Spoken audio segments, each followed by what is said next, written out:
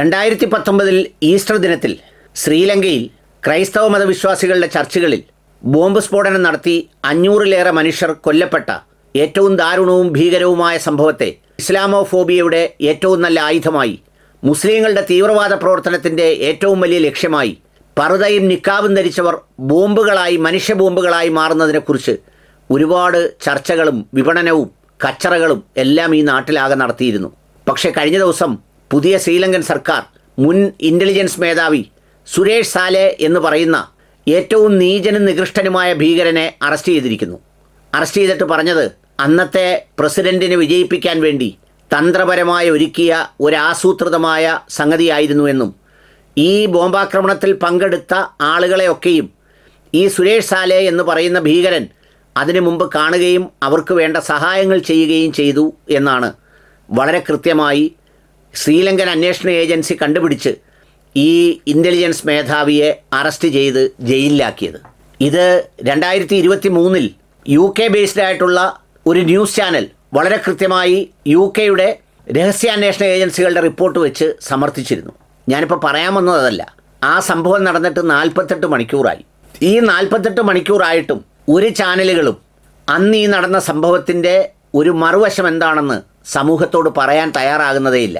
അന്ന് നടന്ന വാർത്തകൾ വളരെ ഗംഭീരമായി ആഘോഷിച്ച ജനം ചാനലൊക്കെ ഉണ്ട്. ഈസ്റ്റർ ദിനത്തിൽ ക്രിസ്ത്യൻ പള്ളികളിലുണ്ടായ ഭീകരാക്രമണം, ഇസ്ലാമിക സംഘടനാ നേതാവും സഹോദരനും അറസ്റ്റിൽ, ഒരു വാർത്ത. രണ്ടാമത്തെ വാർത്ത, IS ചാവേറിനെ പോലാകാൻ ശരീരത്തിലെ രോമങ്ങൾ വടിച്ചു, ജമേഷ മുബീൻ അനുകരിച്ചത് ശ്രീലങ്കയിലെ ഈസ്റ്റർ ദിനത്തിൽ പൊട്ടിത്തെറിച്ച ചാവേറിനെ NIAക്ക് ലഭിച്ചത് നിർണായക തെളിവുകൾ. 2.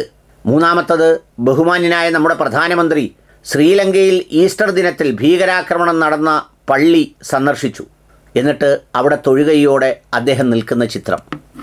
എന്നുവെച്ചാൽ ഈ വാർത്തകളൊക്കെയും ഏറ്റവും ക്രൂരമായി, ഏറ്റവും നികൃഷ്ടമായി ഇത് പരമാവധി മാർക്കറ്റ് ചെയ്തു ഈ ചാനലുകളിലൂടെയെല്ലാം.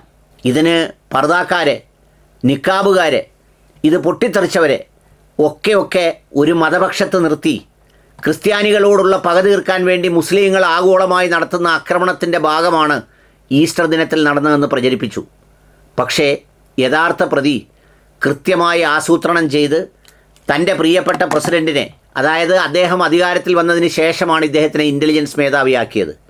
ഇൻ്റലിജൻസ് മേധാവി അദ്ദേഹത്തിൻ്റെ അധികാര കസേര സംരക്ഷിച്ചു കൊടുക്കാൻ വേണ്ടി തൻ്റെ യജമാനൻ്റെ നായയായി ചെയ്ത ഏറ്റവും വൃത്തികെട്ട നീചമായ ഭീകരാക്രമണമായിരുന്നു എന്ന് പറഞ്ഞതിന് ശേഷം ഒരു വാർത്ത തിരിച്ചു കൊടുക്കണ്ടേ ജനൻ TV?